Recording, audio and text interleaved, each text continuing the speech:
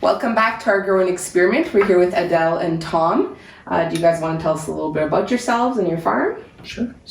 We're called Off the Beaten Path because anyone who comes out here says, wow, you're really out in the sticks. And I grow organic garlic and sell honey. Okay. And that's basically what we do. And so how long have you been doing that? I think I'm in my 5th year. I need to start making money doing it now. Government's not going to be too happy. But yeah, 5th year of that business. I've been beekeeping longer than that, but in terms of the business. Yeah. Okay. Mm-hmm. And so when did you start beekeeping? I think I've been in it for 7 or 8 years. It kind of blurs, you know? Mm-hmm. Yeah, something like that, yeah. A colleague at work actually was getting into it and I was curious. So it kind of evolved from there. Okay. Yeah. So basically then, so you got your coworker starts talking about bees and you kind of like asking questions and then you think, oh, maybe I'll get a couple bees too. Yeah, I tried that. And he hooked me up with a guy who's a great mentor. I'm part of the Sudbury Beekeepers Association. Okay. And you get to meet people and talk with people and it's just kind of a cool hobby. It started as a cool hobby. Right, okay. Yeah. I didn't know there was a Beekeepers Association. Yeah, Sudbury and District Beekeepers Association, I believe it's called. Okay. Yeah, they've been on hiatus since COVID, right? Right. And now they're looking for a place to hold their meetings, so I don't know if that's been resolved yet. Mm-hmm. Okay. Yeah, well, hopefully they can get back together. I imagine that's probably exactly where you get all your information on how to and all that kind of stuff, right? Yeah, there, and you start, if you want to learn more, I've taken some workshops through the tech transfer team through Guelph University. Okay. So they have some good workshops there. I like learning. Yeah. Yeah. Okay. And so what did you do before you were doing bees, or like what was your occupation, I guess? I've had a few different lives. Okay. I started as a teacher. Okay. Yeah, so I was teaching junior intermediate and music. So I did that for a while, and we lived in Bruce County at the time. And then we moved up to Sudbury, taught for a little bit, but not long. And then I went into journalism and was doing that for a little bit. And then I worked at a machine shop as a quality manager. Okay. And I did that for a little while. And here I am now. Well, I work at a machine shop now. Yeah. Are you a machinist? So I operate it's a drilling and cutting machine. It's a CNC machine. So it does like counterboring, countersinking. We do like liners and stuff for mine shafts and box sides and all that kind of stuff. Very cool. Yeah. Yeah, that is cool. And then on top of that, you guys got your bees now, and then you got your garlic, and then you got your own garden that you do for yourselves. Yeah, I sell some produce, but I don't put it out there, just anyone who asks. Right. Because mostly it's just for us. Okay. Yeah. And so when you started getting into bees, what was it like when you were first getting started in? Is it like you kind of got into it and it was sort of simple, or was it really complicated, or what was it sort of like when you first got into it? I don't think anything about bees is easy. Yeah. What's the standard answer is bees do what bees do. See? Yeah. Yeah, so we... Don't try and second guess them. I told them about David Iyer and the DE hive. Yeah. I showed them the DE hive and how I like the design better than the Langstroth. It's just easier to manipulate. And so, again, another mentor, right? You sort of connect with people and then they're willing to share information. Yeah. So, sorry, repeat the question again now. So when you got into it, I kind of want to ask, like, when you got into it, what was it like when you got into it? Were you surprised about a lot? Did you learn lots really quick? Was it a struggle? Okay, yeah, all of the above. Okay. So I started with 2 hives, and I remember one ended up getting a lot of varroa mites because they were bringing out all these dead bees and deformed wings and stuff like that. Because the varroa mites, they get into the larvae, and then the bees come out deformed, and basically they'll die or they come out dead. Okay. It feeds on the larvae. So yeah, and it was like, oh, I guess I need to be doing something about that. And then sometimes a hive will swarm to get away from the varroa mites, so that hive ended up swarming. Remember when Bob went up on the ladder and he got this guy, he's crazy. No, he's a good guy. He's another mentor, but he didn't wear the suit or anything, and he just went up and shook the bees into a bucket, and I'm like, no, I'm not doing that. Yeah. Sounds pretty bold. We did get stung, but Yes, you did. I don't like getting stung. It's really that simple. But I love my bees, but I don't like getting stung. Seems like something you'd want to avoid. Yeah. Well, maybe it's one of those things, like, even after you get used to it, you know, like after you've been stung 100 times, what's the 101? I guess I maybe. don't know. I mean, I haven't been stung tons of times, but every time I get stung, it hurts. Well, yeah, I guess so. Maybe we should mention kind of what we did before we started recording the podcast. Yeah, so that was really cool. We got a chance to go out and see the beehives and see the bees and sort of see how the hive is taken care of and maintained a little bit. So maybe you could explain what we did earlier Sure. to the people who are listening. Sure. So what we ended up doing is it's the spring cleaning. So haven't really been into the hives all winter, short of just feeding them at the top. So today we went into one of the hives and cleaned it up. So much to my dismay, the whole bottom box was basically full of dead bees. Mhm. And it was a weaker hive, but you know, in the same breath, hey, it's still alive, and the queen is laying, so there's still a hive, there's still a unit, and it, you know, live on, stay strong. Yeah. So that was the good news, right? Mhm. So basically, we, you know, I showed you. You got to see the queen, which we don't Yep. always, Oh, cool. and some of the brood that she's laying the eggs, and some of the honey and the pollen, and just how they build the wax and how they store it. Right. And how they work. So even though it was a weaker hive to see, that's part of the spring cleaning. Clean out, switch out the bottom boards. Mhm. You know, take out frames that are maybe a little moldy or have too many dead bees, or just I just don't want it in there because it needs to be changed. Mhm. That sort of thing. So it was a complete sort of changeover on one of the boxes. Okay. And yeah, and now that all the queen and the family there are all on the bottom, and then they can go up top, and there's some cleaner frames there. Okay. Yeah. Yeah, and then we were also talking about different conditions that would the bees would sort of leave or create a new queen. So maybe we could talk a little bit about sort of how a queen is made and how the structure of bee society is in that way, I guess. Right. Yeah. So, and you asked me how long they live. Yes. And I just didn't want to give the wrong answer, but the workers live approximately 6 weeks. Okay. But in the winter, they obviously live longer, anywhere from 4 to 8 months. And the queen, it depends. Typically now, queens are living 1 to 2 years. But if you have a really good queen, they could live up to 5 years, I've been told. Okay. I'm not sure I've ever had that happen. Right. Typically, they supersede them. So supersedure is the whole colony decides as a whole. If this queen is not producing the way they need it to produce so that they all stay alive, then they will build a new queen cell. Mhm. And they'll build quite a few new queen cells. So the supersedures will be on the main frame. It'll look like kind of like a peanut. And when that queen comes out, the two queens will duke it out. And like I said, often there's more than 1 or 2 queens that they make. Mhm. So there could be a whole bunch of queens duking it out. Actually, one time I was in one of the hives and I couldn't believe how fast this queen, I don't know if it was a virgin queen, it could have been, but man, they go on the frames really fast once they're out. And she came along and I'm sure she stung one of the queens that was starting to come out and killed it Oh. before it could even get out. Okay. And when you get a chance to see that, that's something else because you don't often see that. Yeah. And that was quite like, did she do what I just thought she did? Oh Yeah. my gosh, wow. She's, you know, she means business. Well, and like I said earlier too, the way when we're talking about the queens and how they sort of there's a new queen born and they got to duke it out with the old queen and stuff. Like I can't but help be struck by the sort of parallels to people in a way, and like even that too. Like that's you would hear that in a story, right? Like the story of Exodus, right? You got Moses.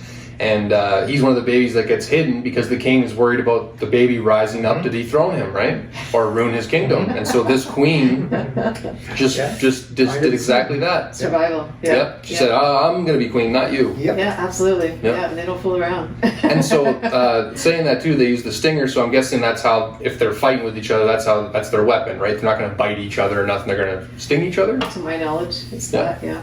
Okay. Kill it before it gets a chance to get out. Right. And then when they're full grown, they're going to try to sting each other some way, and that's why they're kind of probably wrestling with each other, I guess. Well, once they're out, then they're virgin queens before Okay. they go on any sort of mating flight. Okay. Yeah, so then they'll duke it out at that time. Okay. They won't duke it out after mating flight. So after Okay. that, it's just that queen, as long as she comes back from the mating flight. And that's another interesting thing too. Those mating flights, I've seen what I thought was a swarm, and in hindsight, it was a mating flight. There were so many bees take off. I thought, oh no, I got to chase that swarm down. Like, there's 67 acres of trees here. Mm-hmm. how am I going to find this? But they came back. Right. So I'm thinking, yeah, that was a mating flight. And so a mating flight, then I guess all of the drones, which are the males, will go out on a flight with their new queen. And then I guess while they're on their flight, one of them will try to impregnate the queen. Is the idea? Many of them, as many I as guess, possible. Yeah, I guess they'll all try to And impregnate they will her. die once they mate. They die. Okay. Yeah. So and essentially, the more that mating that she has, the stronger the queen. Oh, okay. Yeah. The more sperm there is, so the more that she'll be able to lay eggs. Okay, so it's not like other mammals, say, where it's like one partner, one brood, or one baby, basically, kind of thing. It's like they all kind of get in there, they all kind of add to the soup, let's say, Yep. and then that makes a strong queen. So she actually wants to be as Virile? as possible. Yeah, virile would be the Yeah. word for it. Yeah. Okay. Yeah, that's Yeah. that's something I knew about them. Well, I mean, nothing about bees. I really knew it all. There's lots to it. Yeah. They're There is a fascinating. lot to it. Yeah, because like another thing I think of with bees too is I'm reminded of like the old monks who used to make mead and stuff like that. Yeah. I always associate monks and bees together, and mead, I guess, too. Yeah. Yeah. So I wonder how long people have been beekeeping. A long time. Yeah, like because you like I said, the monks, right? Centuries. Mhm. Yeah, and I guess we got like we were talking about earlier with the ancient cultures that the beekeeping was sold. They were carving bees on stones and stuff like that. So I mean, I guess we've had a symbiotic relationship with bees for a very, very long time. Yeah. And also we mentioned too when we were out there that the bees that you have are European bees. So the honey bees, they're not actually native to here. Now Correct. the other bees that are here, are there bees here that do make honey? Not like honeybees. Not like honeybees. No, they'll just make whatever they need for themselves, as far as I Right. know. I don't know that much about bumblebees. Right. I do know that bumbles are native to North America, and there's so many varieties of bumbles. Mm. Yeah, and some that look like honeybees, actually. Okay. Yeah, but I don't know all the different names, but Google's a wonderful thing, right? Yeah. Of course, Yeah. yeah. Yep. Yeah, so. Now, do they get along well with the other bees? They kind of live together well enough, or they don't pay attention to each other? From what I've seen, they seem to get along. I mean, the honeybees don't like it when the bumbles come around near their hives, so they could probably feasibly do the same thing. Right. But, like when we talked about with mice or Right. they'll potentially ball it and smother it. Mm-hmm. You know. Yeah, and that was another interesting thing that you mentioned. So you were talking about, well, I guess you could tell us, like you told us before, how the bees deal with their enemies. Yeah. Well, if it's say a critter like a mouse or a vole or a mole, whatever, if they want to get into the hive, probably for the warmth, and usually it's in the fall. That's why you put the reducers in so the mice won't get through. So they'll basically ball it. So all these bees will go around the mouse and smother it.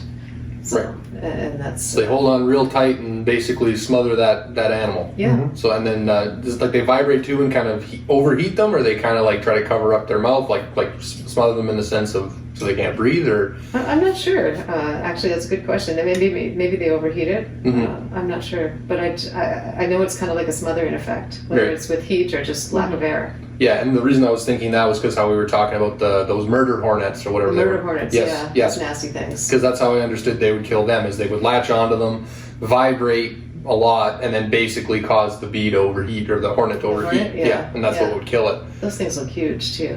Yeah. They can stay out west. Well, so was that a thing that you had to worry about at all? Because I remember this was a few years ago, and it was like, and maybe it's just the nature of news that it wants people to be excited about things, but it seemed like people were really worried about these murder hornets because they kill bees. I understand as well. They'll kill a whole hive. Potentially. Right. Yeah. And so, do you have to worry about them at all here at all? They're or- not, I don't think they're here yet, touch wood. Okay. But it sounds like they're on their way. Like everything else that we don't want seems to kind of either come from the west or come up from the south, and eventually you do get it. Just like with global warming, how you see birds that you've never seen here before, and you just see insects and things that's never been here before. Why is that here? Yeah. Right? Everything's warming up, so there's always movement, right? Well, and it's interesting too, like how we were talking, and you were mentioning too, if you like watch the bees or you're around the bees and they're getting a little more ornery, it's because, you know, the rain's coming in. And so like we were talking about how if you watch nature and these old sort of farmer sayings, it's like, well, actually, if you watch the animals, you can see that. And so an indication of real change being on the horizon is, well, what are the animals doing? If the animals are getting at a dodge, well, probably because they're worried about something, right? Yeah. The changes in the air. Yeah. Yeah. Yeah. Canary in the coal mine. Yeah. Exactly, yeah. Yeah. Well, and it's funny how much of these old sayings, and it's funny to me too, and I think it's probably just because it's the nature of being a person. We always think like, right now is the furthest ahead all humans have been. We've got it all figured out. We're smarter than anyone that came before us. And I find when you start talking to people who actually do real practical work, those old sayings are just as true as they are, like they were just as true then as they are now. Yeah. Like it really, for as much as things change, nothing really changes. Yeah, things stay the same, yeah. Yeah. It's the nature of things. Yeah. And so on top of doing the bees, you also grow garlic. I do. And so what can you tell us about garlic? Yeah, I've got a bunch of different varieties. I'm trying some new ones this year. Of course, I can't name them off the top of my head. I have to actually look it up because they're new. But I'm trying the soft necks. So I grow hard necks. Those are the ones you see in the store. Yeah. Okay. Right? The ones that they braid are typically the hard necks, to my knowledge. And the soft necks, I was told, have more longevity in terms of storage. Okay. So I'm wanting to try those and see how that works out. Okay. Yeah, so I don't know that much about them. When I was planting them, they look a little bit different. They look a little flatter, a little bigger, but we'll see. So yeah, and I do everything organically. I don't want chemicals. So I actually distribute for Natural Insect Control. They're a bug place down in Stevensville, Ontario. Okay. And so I use beneficial nematodes to help the garden, so I can grow things like kale, and it helps the garlic too. So it's basically the good bugs taking care of the bad bugs, and so it's all really natural. And actually, come May 14th, there'll be the Horticultural Society is teaming up with the Sudbury Market at Science North. Okay. So I'm gonna have a booth there and sell some of the insect. The nematodes. There you the go. natural I was going to say, we keep stepping in coincidence after coincidence with you guys here because we were just talking the other day about how much we needed to either get some new insects, beneficial insects, because we have an infestation on our lettuce and our peppers and our Swiss chard right now. And so they're all over. They're on the bottom side. They're like little brownish, grayish kind of colored. They're kind of shiny, and there's tons of them. I don't know what they are. I think maybe they're a mite or something like that. Yeah, this Guardian for Gardens, there's a whole list of things. I'm not going to name it off right now because I need to read it. It's been a year, right? It's always, actually, and it helps control a lot of the insects. So, if you're interested, let me know. Well, we'll definitely be seeing you there because we need bugs. And because another thing we're going to do too is we wanted to plant some marigolds if we can find them. We already found some tobacco, which I guess helps a little bit, and we're planning on planting a bunch more stuff because the idea is if you plant way more than you need, then the bugs got enough to eat too. Like you plan to fail almost. Not plan to fail, but I mean, accept the fact you're going to have losses. You have to be willing to share. That's probably the best way to look at it. Yeah. Well, and I think that makes a lot of sense too because we kind of tend to, as humans, it seems like, want to kind of keep things pristine and separate and everything in its place and organized. And the problem is nature mixes. That's what nature does. She always wants to have her hands on everything, and we keep trying to fight her. And well, she's been around a lot longer than us, so she always wins. And so it seems like that's what you need to do. You need to just plan to have more than you need and bring in the beneficial bugs because then they get dinner too. That's right. So it's actually even better because not only now are you growing and maintaining these plants, which are going to help you, but you're also basically sort of taking care of a little insect population. Trying to. Or trying to, Well, and they scratch your back, you scratch their back in a sense. And that's the really cool thing I find with talking to lots of people that are involved in this sort of space is you're always struck with how much everything is really connected to everything else. Like there is no vacuum there is no isolated thing. Like, and we always try to look at things in an objective way. Like we'll say like this is this thing by itself. It's like, yeah, but in order to look at that thing, you have to basically put the blinders on to everything around that thing so you can focus on this one thing, which is good because you can learn a lot by doing that.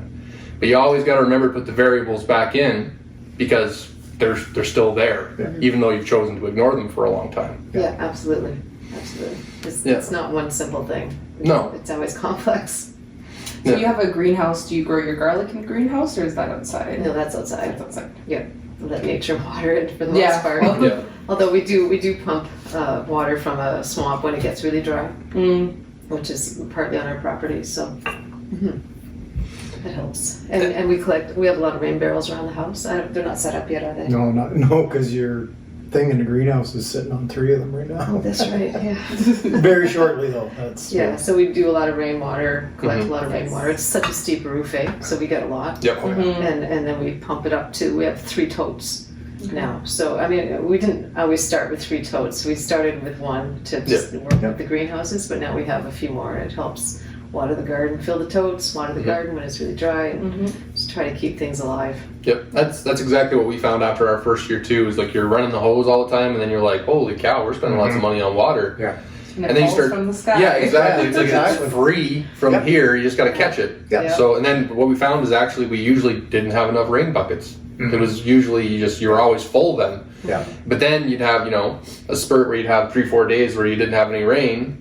And then, so you're going, or a couple of weeks more and you're going to the barrel, now there's no water in there. Yeah. Then you gotta break out the hose, and it's a good thing you have it, but yeah, I think, like, we'd probably like to have another, maybe 2 or 3 of them. Yeah, we'll set eventually. up the ones we have now. And Yeah, then we'll well, go from there. I'm gonna flip those over first, and then the other thing I gotta do is I gotta extend our eaves troughing to take advantage of the full size of the roof, because right now it's only set up to cover over like the entrance. And so I'm gonna extend that and get a couple more buckets, because now we're on top of having the greenhouse, which is another, I think, 130 square feet or something like that of growing space. On top of that, we have our 2 gardens that we started last year, or 2 years ago. Last year, 2 years ago. I can't keep up. Yeah, 2 years ago, I It was think. 2 years ago. Yeah, 2 years ago we started those. And then we're also building another garden. And then we got some trees off of Phil Beauchamp there from, what's his company called? Beautiful Field Farm. Beautiful Field Farms. So we're going to plant a couple of apple trees. We've got some dwarf apple nice. trees. Great. We got some raspberries we're putting in soon. Whereabouts are you? We're in a suburb. Yeah. That's okay. You know what? But again, that's where this whole, I don't know what you call it.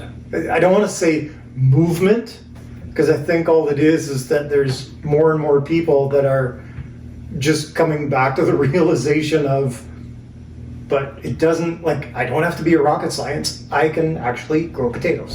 Yeah, exactly. Like that idea. But just from that perspective of knowing where you folks are at, it's not like, well, you have to be like this. You've got to be rural. You've got to have big space. Yep. Now, granted, for the bees, you wouldn't be able to do it in town. Yeah. Yep. 300 meters between your neighbors is what you're supposed to be.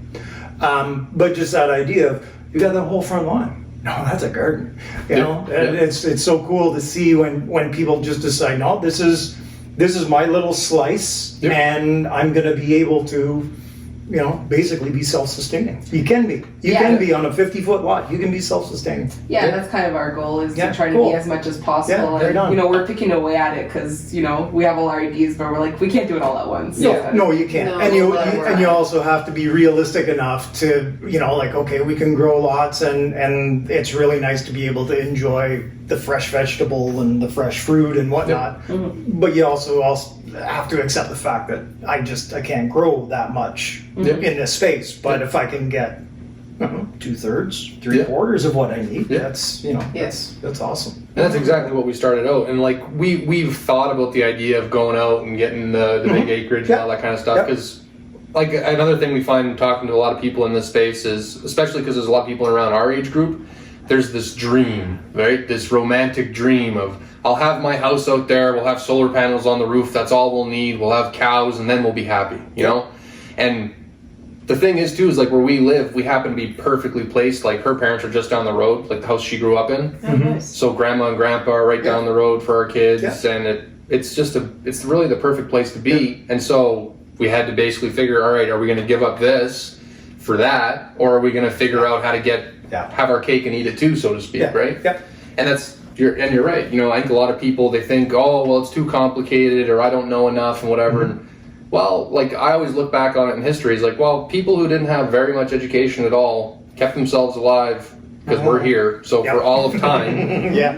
right? So if they could do it, I think we could figure it out. Yeah. And if even poorly at first, that's you almost got to be kind of just you got to accept the fact you're going to mess up, you're going to fail. That's how you learn. Yep. Yeah. Learn from your mistakes. Absolutely. Yep. Well, like maybe it's just me, and maybe I'm kind of projecting this, but I feel like there's this idea where it's like people are really afraid to fail. And I know at least for me, like it was always like getting started doing something. It was like you feel like if you mess it up, you're like, oh, I'm no good at this. Like I messed up. There's something wrong with me or whatever. And really, you just got to accept you're always going to mess it up when you first start doing it. Absolutely. Yeah, and you just got to have the kind of the gumption or the stubbornness to do it again, but not exactly the same way. The perseverance, yeah. That's important in all of this Mhm. because I mean I could have, what 1 year I lost 70%. Mhm. Oh, wow. That was a bad year. Yep. Mhm. And it was just like, okay, I want to keep doing this. I'm Yeah. not sure why, but I do. So and like I said, I feel very fortunate, and I'm very grateful this year that I did well. Mm. But there's weaker hives or stronger hives, so it is what it is. But I do think Varroa is key. But I wasn't always on top of that, and since we did the screen bottom board thing, that to me, and being able to monitor and then react. To treat them when you need to. So Well, that's something you had mentioned is that you really have to know your hives. Like you were saying, like they have different personalities, even like from Yeah, they one do. hive to another, right? Oh yeah. So that's really interesting. Yeah. So sometimes I have names for some of them that aren't so nice. But anyway, that's Well, and that's the really interesting thing too, because that's also like the great joy of being able to talk to all these people. And thank you again for taking the time to talk to us.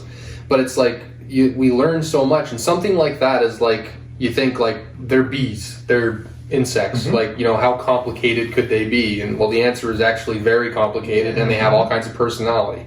Yep. It's just like when you first get a dog too. Like you think, oh, it's a dog. Dogs are kind of like this, they're like that. It's like no. You have a dog, and you're around that dog. That dog's got its own little personality. Yeah. And these hives though too, and the way that you were describing, the way that they act and the way all the different bees interact with each other, it's almost like it's an organism itself. Like the cells are basically the bees, and the different types of bees are different types of cells, let's say. And so you have like a real living body, and why wouldn't that body have a personality like every other living thing seems to have? Yeah. I think the other thing too, and I remember Adele mentioned one of her mentors, a guy from sort of Midwestern Ontario, and down around Aurelia, and in conversation, and been a beekeeper like forever. He's well up into his 80s and very knowledgeable guy. And we had a real interesting conversation about bees one time, and just the fact that just how much really goes into it. And in our conversation, somewhere along the way, we almost together kind of went, yeah, like livestock. Yeah, that's exactly what they are. Like, it was really interesting to listen to his description of that, because it's like, okay, cattle, goats, sheep, okay, big, have to do this, have to look after them. Bees, they're just insects. No, you have to look after them. There's work to do. Yeah. And they are. You have these little, whatever you want to call them, colonies of livestock that you do as the beekeeper.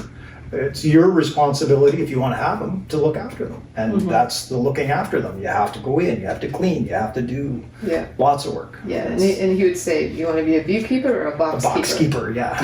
Yeah. When you get up to numbers that are hundreds of hives. Hundreds and hundreds. I don't have interest in that. I just want to keep it small so I can manage it. Yep. So I know what each hive is like. Yeah.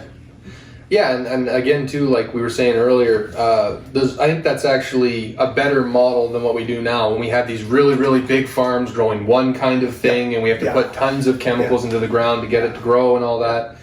It's like we keep fighting Mother Nature, and the soil is eroding away. And they one of the forecasts is like 60 more harvests, and you got to think like, hey, maybe we should stop putting fertilizer in the ground that's killing all the things in the soil that actually make soil. Because again, we thought it was dirt. It's not dirt. It's a living thing.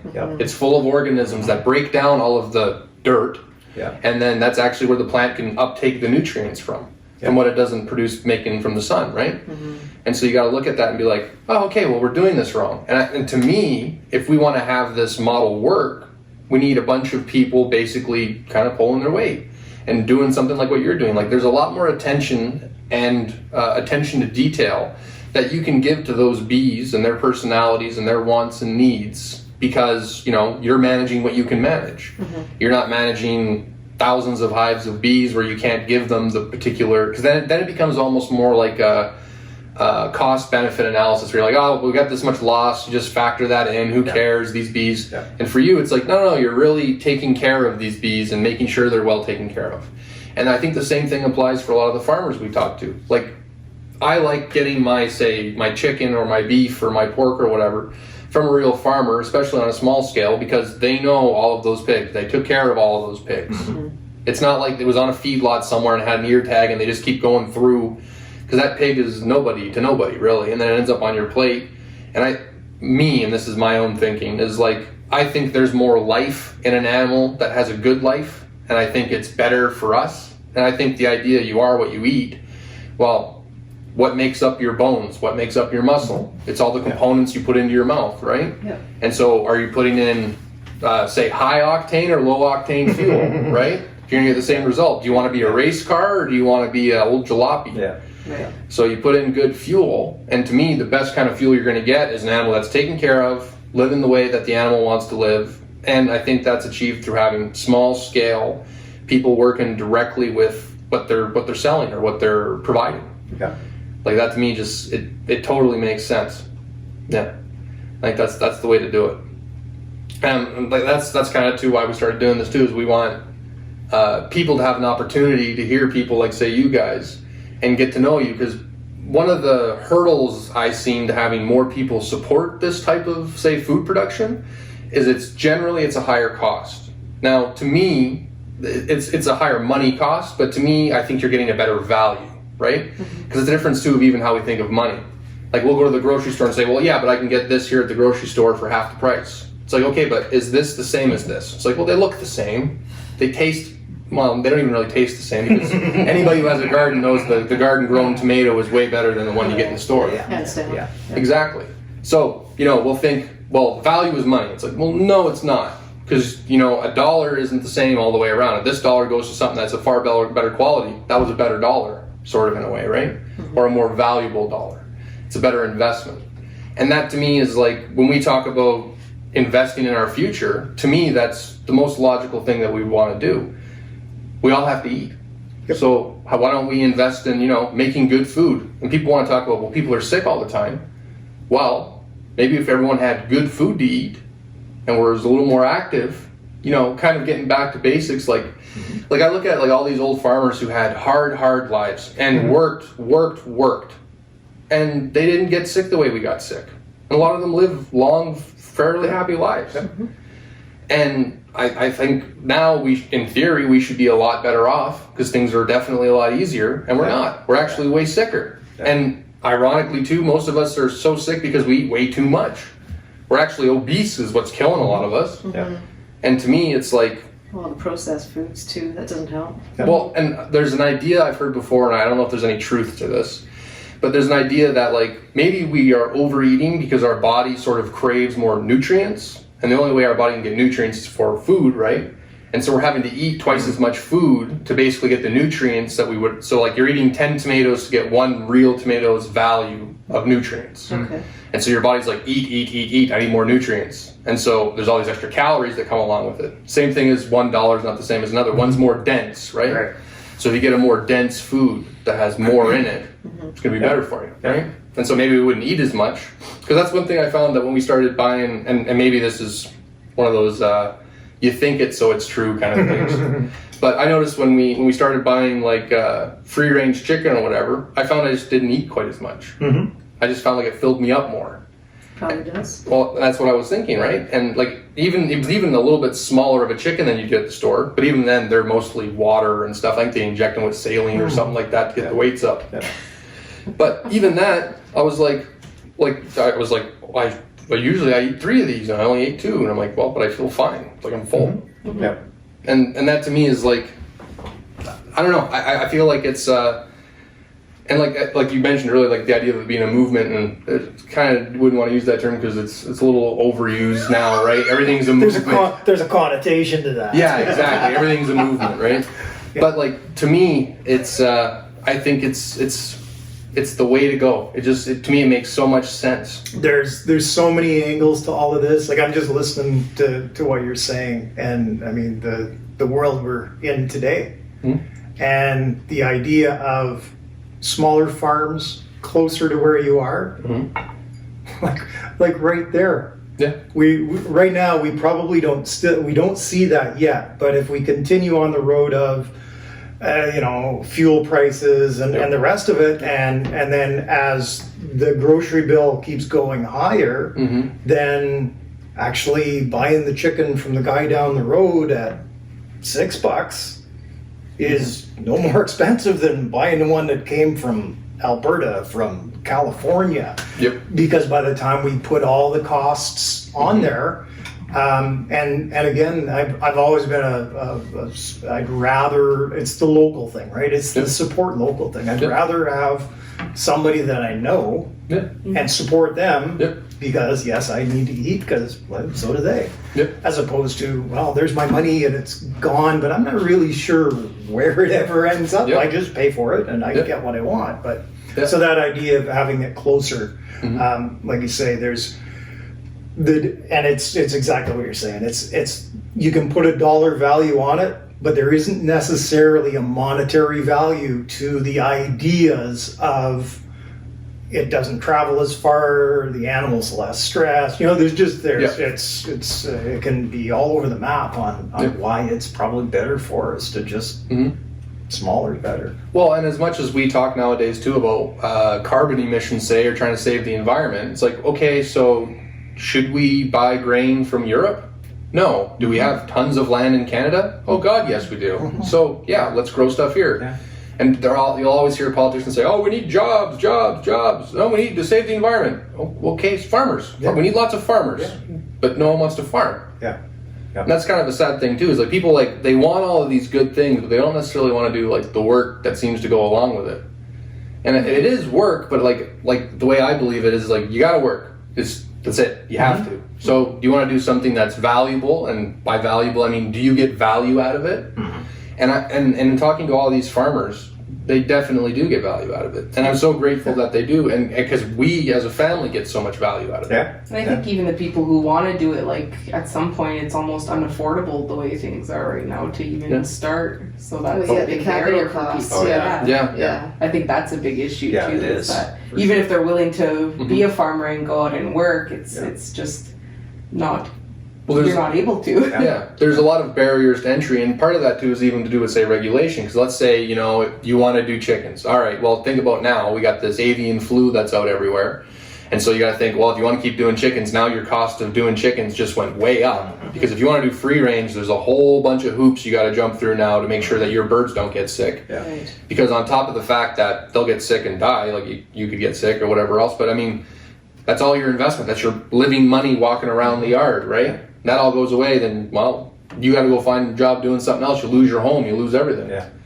And so these guys now, they got to decide, like, unfortunately, the people we buy our chicken off of, it doesn't sound like they're going to do the scale of chicken they did last year. And partly because I think it's probably way too much money, way too much work, and, well, I mean, it's super unfortunate. Like, I love getting my chicken there. And we'll still get some chicken there for a little while, but we'll have to find somewhere else to get our chicken now. And it's I don't know, and like to me too, I love being closer to the food because you understand a lot more what goes into it. When it's on the grocery store, it just seems so like you could throw it away, like because it's everywhere, right? Like it looks so plentiful that you think, oh, who cares if you don't finish your plate or whatever, right? It's impersonal too, right? Yeah, and that's another thing too, that when you were talking about that, reminded me, the idea that everyone wanted to say stay local. So that's like, I can go and work and earn my dollar, and then I can go and give my dollar to you, and then you'll go and do your work, or you'll have to go buy, say, something for your beehive, or you'll have to buy something, so you'll go buy off another local guy. Right. So now the same dollars touch three hands, right? So now everyone gets that $1.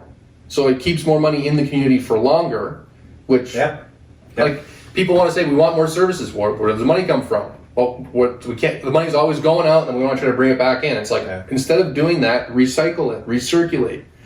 Same thing with our produce. Like it was only fairly recently, I think they started this program where the grocery Loop resource. I don't know if you guys have heard of it. No. So yeah, what they do is they take the produce that they would normally throw out because it's expiring, and they give it to farmers, and the farmers will use it to feed their animals, or they'll turn it into compost. It's not even just produce; like it's just it's everything. Yeah, like there's flowers even that they'll get. There's just anything from the grocery store that's like just past its date, even though it's still good. It's going to the farmers, and the farmers can feed their animals that, and it's awesome. Yeah, for sure. Instead of it going to the landfill. Well, and think about that. Talking about fertilizer.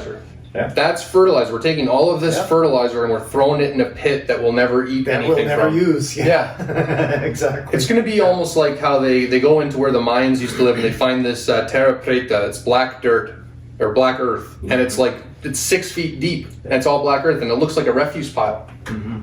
Well, maybe that's exactly what it was. And maybe, history, if you don't learn to it, you're doomed to repeat it, and these people are going to come by after we're gone. And they're saying, look at all this dirt. You go to these certain places. They must have been growing stuff like crazy. These people were geniuses. And no, actually, it was all of our junk we threw away. But, and like, look at that, because to me, part of our problem really is actually, it's a misuse of the takeaway from our resources. It's not putting the outputs back into inputs is what I mean. So like, you take that stuff that you're not going to eat or you can't eat or it's spoiled, you turn it into fertilizer by way of compost, you put it back into the ground, which grows more food, and the cycle keeps going. People take the stuff and they throw it out. It's like, that's energy. We don't think of it as energy, but really it is. Sure. And that's exactly what we're supposed to do with it, is put it back into the ground so that stuff can all eat. And that's like we were saying with the bugs, let everybody eat, right? And we try to think, it's almost unavoidable. You can't help but take care of how many different species of things, basically to have one species of thing. Right? Because like, say for your bees, right? Think of all the different plants that are around for them to get pollen off of. Oh yeah, big time. Yeah, and so being on a place like this, they're probably super happy because there's tons of stuff to get and eat.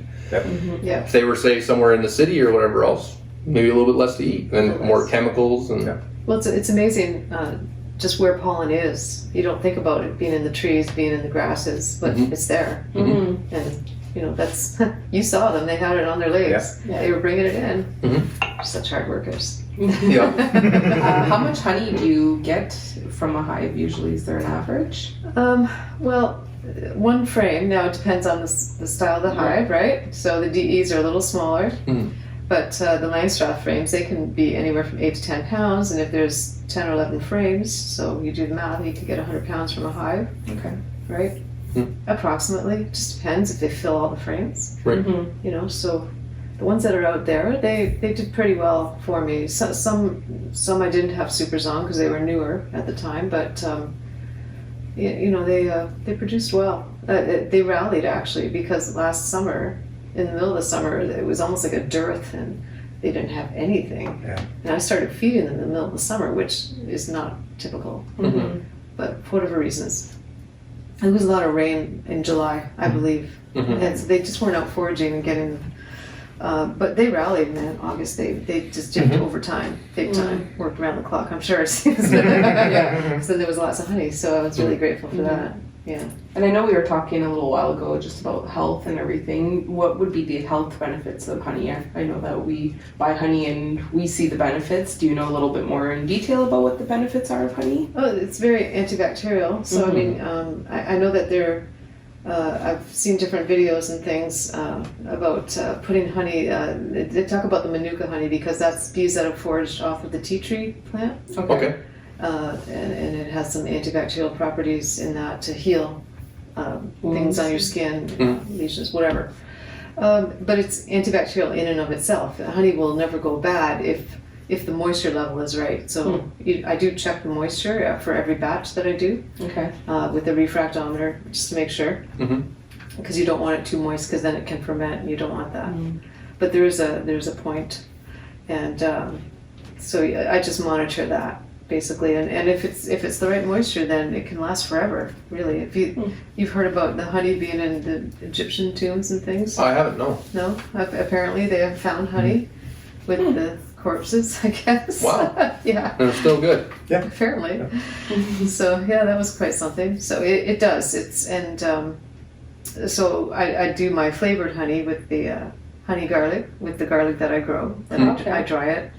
And I did go through, I got it approved through the health unit to do that. And it got tested and everything, and it was fine. It's because of the nature of honey, right?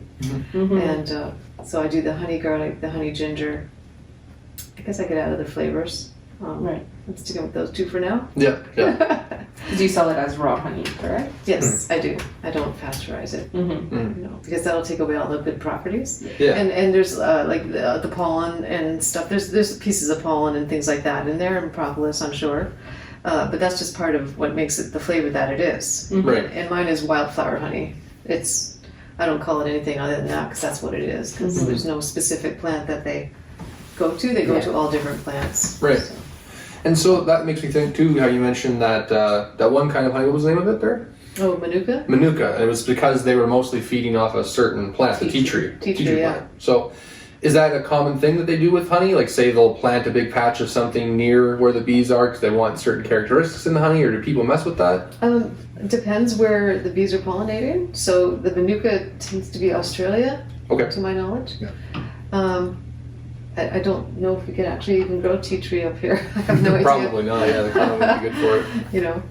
But you've got honey from the canola fields out west will taste a lot different from wildflower honey or buckwheat honey. Yeah. Buckwheat, it's very dark honey. It's very different taste.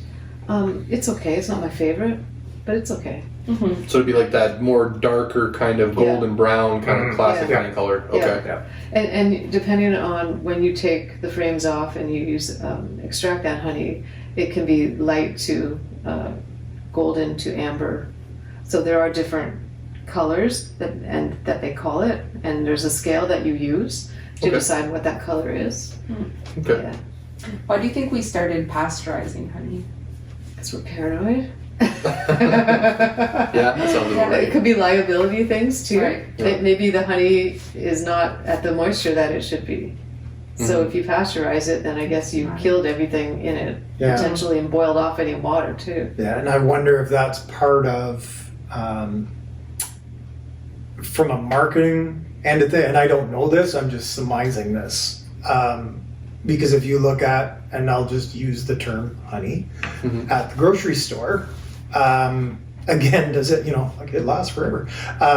It sits on the shelf, but it's liquid honey, it stays liquid honey, and it's like liquid honey until I'm finished with it. Where with natural honey, raw honey, it will in time begin to crystallize. It's easy to fix, just warm it back up and you're good. But I wonder if that's maybe part of the reason that it was like, you know what, if we were to heat this up and pasteurize it, look, it stays in the bottle and it's very consumer friendly now, as opposed to, well, this is raw honey, and well, there's little things that might be in it that, it's pollen, relax, it's good for you. Well, it's like buying the the fruit that's not to the standards, so-called standards, whatever that means. Well, apparently it's all based on how it looks. It's really because you have a picture in your head of what a tomato is, and you want to see 100 of those. And if one's sort of misshapen, you're like, oh, that's no good, and they know you won't buy it, or at least the proverbial you. Because and this is something that I've had to start to learn myself, because I'll find myself having a disgust reflex, seeing like a sort of misshapen sort of, and I'll go buy it. But now when you start growing your own stuff, you eat it all. Right? And so it kind of puts you back in touch, like, oh no, it doesn't actually matter how it looks, it's a tomato. And so maybe that's exactly what it is for the shelf life, for the selling of it, because people want to go in and see 100 of the same units. And it's all going to look the same, and it always looks the same, right? It's not like that if I go to the store 6 months from now, well, that honey's got a little bit different color to it. Yeah, because that was actually harvested early in the spring, and what you got before was late in the fall. So then those change. Like I know with ours, because the first really big crop that our bees would have is dandelions. Right. And it's like, if you were to pull the honey off, then it's like really yellow. Right. Because again, they make it from what they gather. So. Yeah, goldenrod is a little darker. Yeah. So you usually get that's later. That's the kind of the last one. Yeah. Last kick of the can. Yeah. Yeah. So.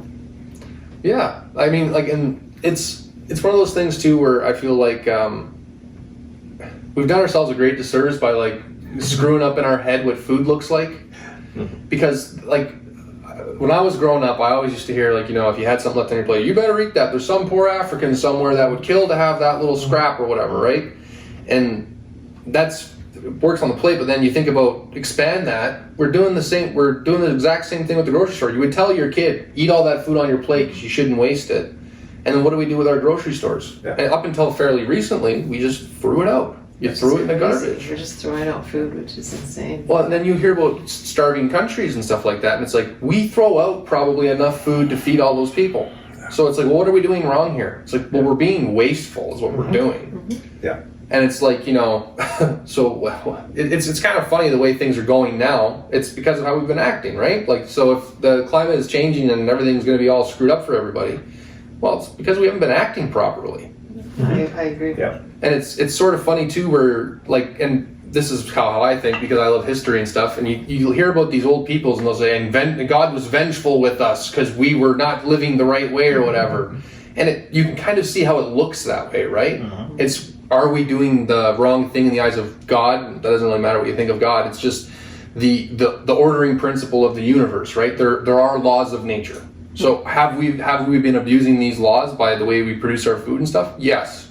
What's going to happen? Well, if we keep going the way we're going, we're not going to be able to harvest anything out of the soil anymore. The soil is going to be dead. Yeah. And is it God? Is it not God? It's going to feel like it when you're hungry. You're going to curse the sky, and like that's why it's so funny when I like the sort of modern arrogance we have towards our ancestors, where we think they didn't know anything. It's like they're talking about something that you'll experience and you'll feel. They're using the words they have available to them. It's like when they say God, they're talking about, say, an ordering principle to the universe, let's say. And it's like, yeah, if you live in a discordant way with the harmony of nature, she bites back. So learn how to sort of dance with her, make it a sort of marriage, not try to enslave her and do whatever. Because you'll keep the chain on her for a little bit and she'll go along, and then eventually she'll turn around and she'll bite your head off. Yeah, we're all interconnected, right? Yeah, exactly. And that's why it's, it just makes so much more sense to kind of be local, support local. Don't buy stuff. Like, we live in Canada, and unfortunately we can't grow avocados here.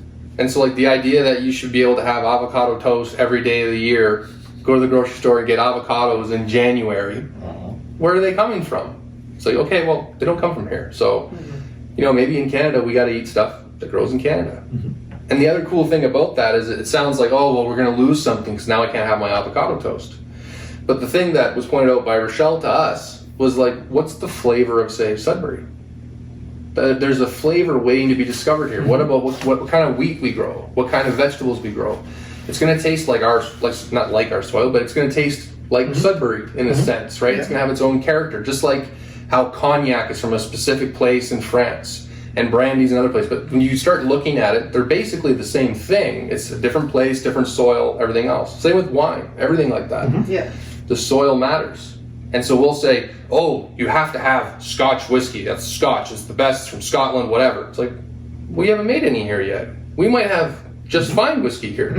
Or we might have just fine tomatoes here. We get all caught up, and this is the best because someone sometime said it. Said it was, yeah, so we all believe them, yeah. Same thing with our lawns. Think about it, because we live in the suburbs, and so you see all these beautifully, perfectly manicured lawns all over the place. And you're like, well, where did this idea of keeping a lawn come from? If you were like a lord or whatever, and you had lots of money, it was like it was almost like showing off. You're like, look at all this land that I could use to grow food, and I don't even need it. So now I'm gonna play polo on it or something, right? Yeah. And then so like we're living in the suburb, and like we talked to another person who lives in the suburb, Sudbury City Gardeners, and they're growing stuff in their front yard, and to their neighbors probably it's kind of like that's where grass grows. That's not where fruit grows and vegetables grow. Yeah. And they're like, says who? Yeah. It's like nobody decides that. You decide. Yeah, exactly. And it's like, why wouldn't you want to have beautiful colors and fruits and vegetables and all that kind of stuff, and also food? healthy food. Absolutely. Yeah. And we talk to them too, and they're out there with their family in the garden. We're out there with our daughter and stuff like that. It's and you think about too of where we came from. It used to be like a person grew up and lived on the farm and worked with their parents every single day. Everything they learned was through them. Yeah. They learned their trade basically. Yeah.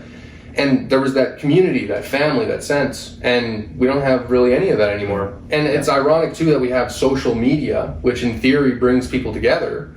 But actually it atomizes us because we don't get in, we're taking the what's the word I'm looking for? It's like a fake thing that's like similar to it. It's not the real thing. It's like the lower standard. There's a word for that. Anyways, we're getting like a lesser quality interaction. It seems like they're the same thing, but it's not. It's a poor. Yeah, we're a screen away. We're separated by a screen. Yeah, it seems like we're talking, but that's like even why we tried to make an effort to get in, talk to people in person a little bit more. Yeah. Because it's more of an interaction. It's cool talking on the screen, and it's great. Like it's great because we do get to talk to people we wouldn't otherwise get to talk to. Yeah. But also meeting people in person, sitting down at your table, and I mean this is the way to do it. I mean I really like it. I hope I'm not boring you guys, but No, not at all. no. Like I love doing this, and I'm so glad we have an opportunity to do it. Cool. And so I guess would you be able to tell anybody where they could get your product, or how would it would be appropriate to contact you? Yes, for sure.